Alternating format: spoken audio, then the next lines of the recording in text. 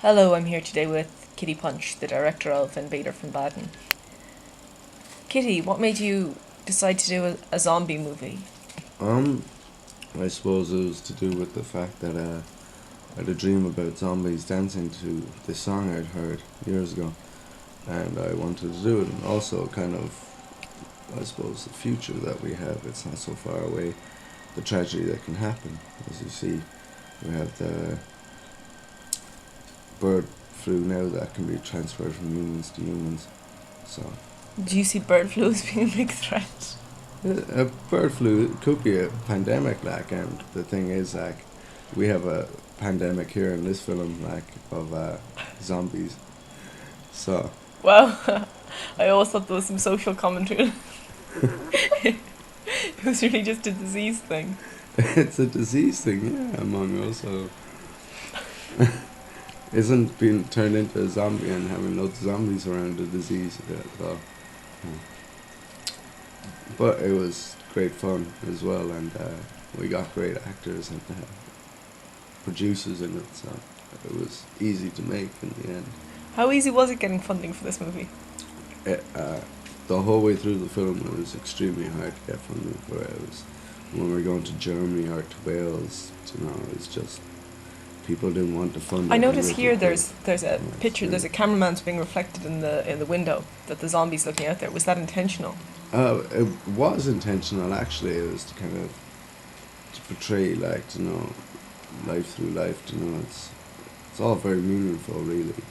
It seems like a comic sort of film, but it's actually very serious if you look deeply into it, and the hidden agendas behind it, which are sometimes you might not find hard to find, but like you see, in the next scene coming up, you see a microphone, and that's also it's very meaningful. It's like it's just it's hard to explain, really.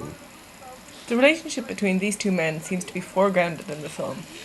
It seems to take precedence over the relationship between Marwood and Alison. Was that intentional as well? Well, I was thinking of making a film before I decided to make this one with Gregor Rady Jr. and with all the other great people in it. I was thinking of making a film with the two characters called Antoine and Marwood. It was a gay film which I wanted to do, but so I decided It would have beaten Brokeback Mountain. I think it would have beaten Brokeback Mountain because it was much more realistic. Gay cowboys was just a ridiculous idea.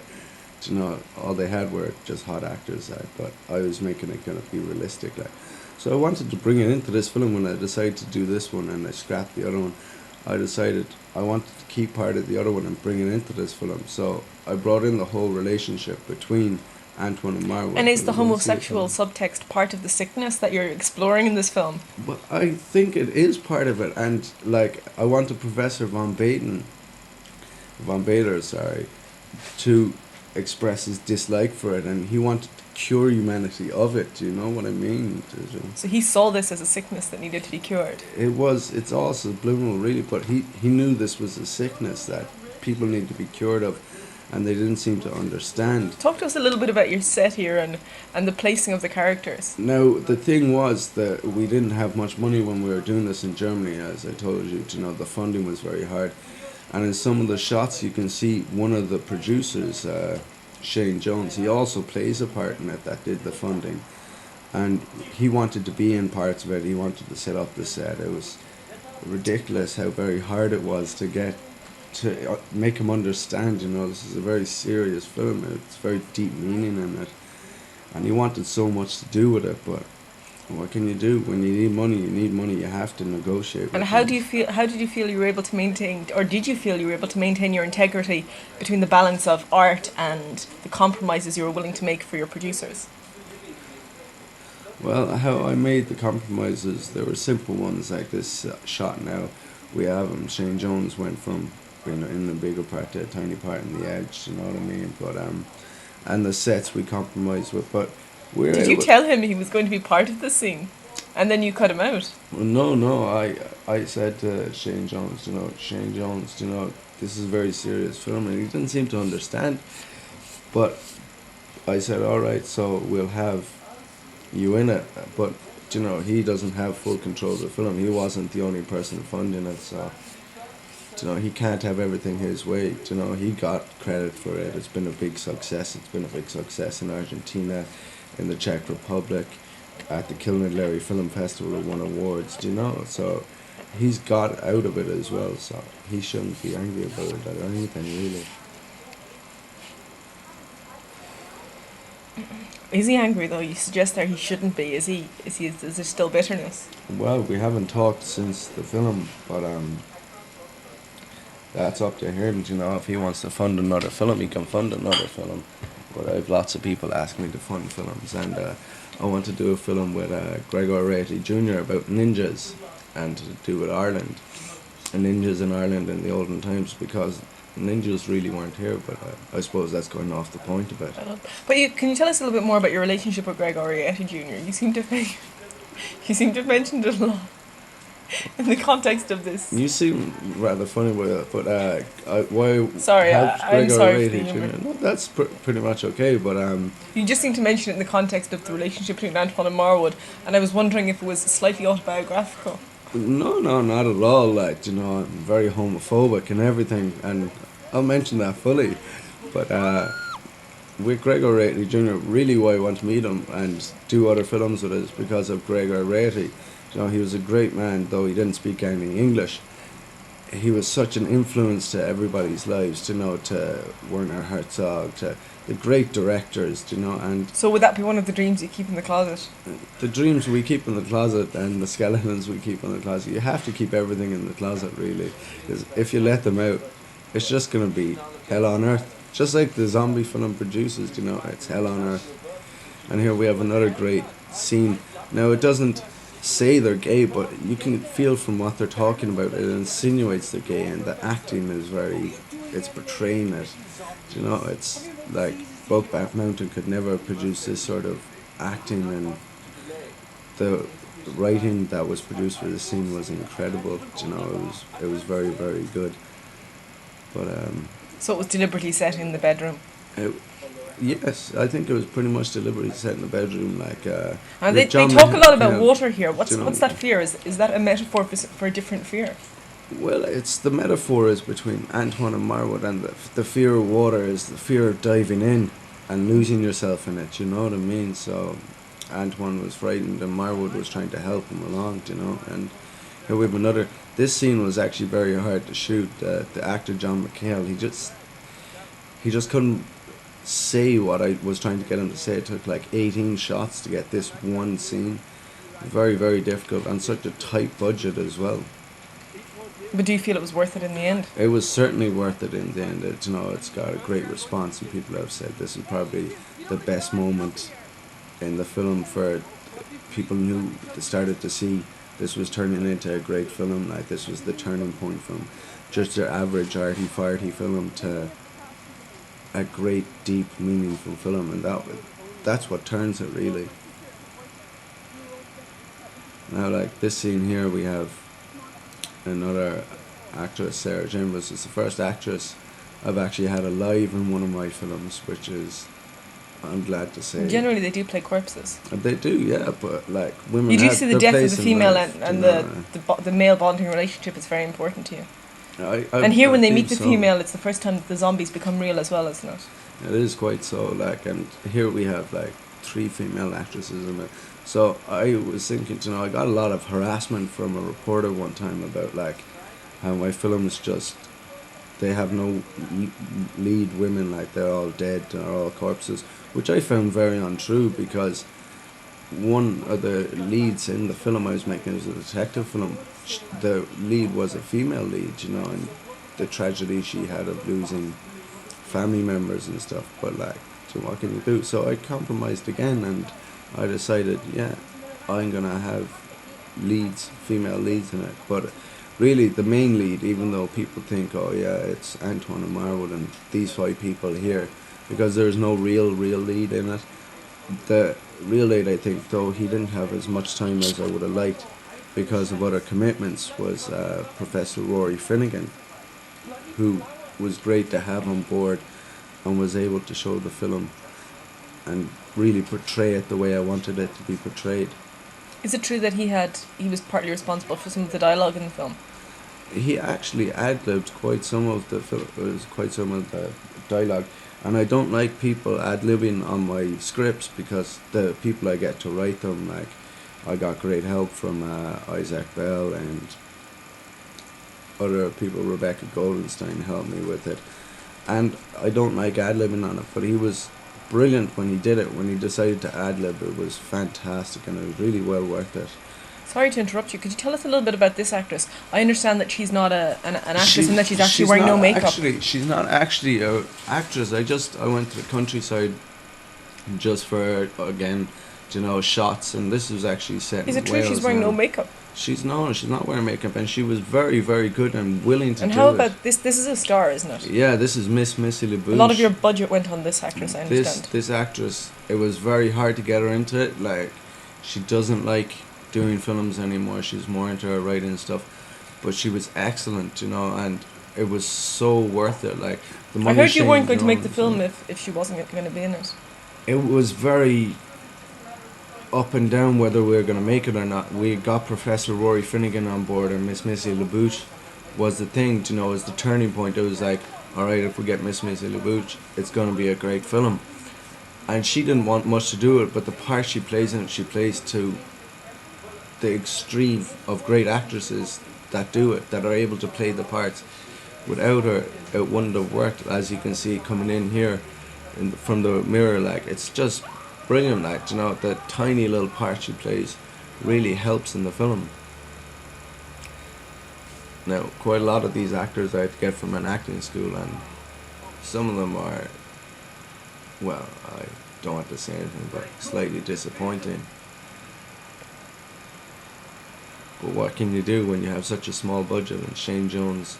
And I suppose in contrast with Miss Missy LaBouche and people like that. Yeah, well, Miss Missy LaBouche and Professor Rory Finnegan, it all made it up, like.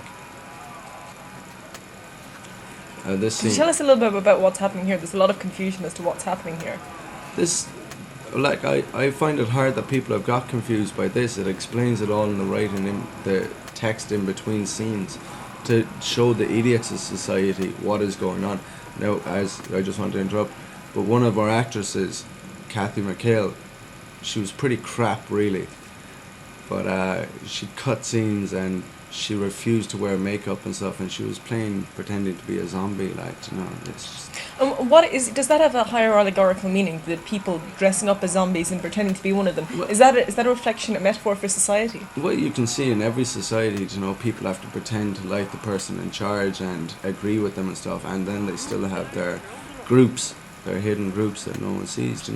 It's like, if you ever read The Feast of the Goat, there's these little groups like the 4th of June group and stuff, and they love the leader and stuff, but they're integrating into them to destroy them, to bring them down. But in the end, like, the thing is it worth taking down the leader and what they're trying to accomplish, you know what I mean?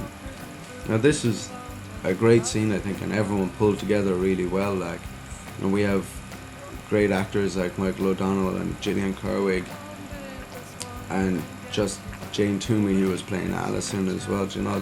They're great actors and actresses in it.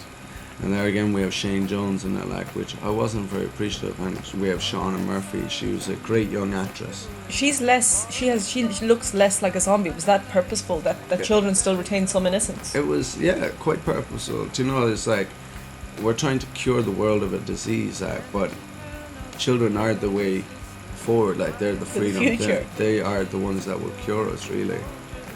Do you know what I mean? And the dogs and stuff around the edges, like, the disease isn't with animals or people like that. It's with humans and with society. And later in the film, there's some people featuring that don't seem to be zombies or non-zombies. They seem to be apart from the film. Were they purposefully included, or were they just passerbys? We'll see in a minute, maybe. Yeah, well, now, the scenes, we have love scenes, and I think what was happening here, what I was trying to put across, was how Marwood wanted to get away from his disease, and he went to any extreme. So that he will embrace the zombie Alison rather than embrace his true sexuality. Exactly, you know, it's quite true. Like, now this. And I suppose once Antoine becomes a zombie, he really wants to become one too. Yeah, he just wants to. This actor who jumped in, I don't know, he was just an extra that Rebecca Goldenstein got for the part, and I was quite disappointed in him. But like, you know, the shots, we didn't have time, the money, the schedule. All had to be done, so you have to make some. The animals' excitement over that, huh? The animals' excitement was because, well, you know, animals get excited when the world changes. Do you know what I mean? They're simple-minded and stuff. The world is changing here, as you can see. So the dogs are excited, the animals are excited about the changes that are going on. They're there when the dramatic things in society happens. Here's Shane Jones again. He makes quite a good zombie. He makes quite a good zombie, like, but an asshole of a person. Though if he wants to fund another film, obviously. Yeah, unless he wants to fund another film and apologise, I'd be more than willing. You know, and here's Professor Rory Finnegan. These are the people now I was talking about earlier in the background. You can see them now. Were they just passer-bys, or did you purposefully include them? Are they actual actors on your books? I purposefully included them. You know, it's society goes on behind everything. You know what I mean? It tries to go on, and it tries to. Kind of a metaphor for the blind, how society blinds itself to the problems. Society just blinds itself, and things go on like. When the problem's not affecting them. Interesting. Excuse me. Now, this scene was a great scene, I think, because it's kind of slow motion scenes and stuff, you know, and Professor Roy Finnegan, again, was trying to help these two young actresses improve their acting by making his acting seem bad, but like, it's just incredible, like, he's such a talented man. It's great that he was in the film. I feel blessed. More dogs, this animal angle seems really important to you. I think the animal angle, what it is, it's showing how the disease and homosexuality is a disease. It's an animal kind of disease, do you know what I mean? Pretty much like I was saying with the bird flu and things. They're all animal diseases, do you know what I mean, that end up being transferred to humans. So would you link homosexuality with the animal disease of bird flu? The animal disease and bird flu and dog shagging each other, like, ridiculously. Something to be kept in the closet. Kept in the closet, you know, we don't need this in our society. But in the closet, then you think there is a place for it? You know, well, there's a place for everything, isn't there? So people say.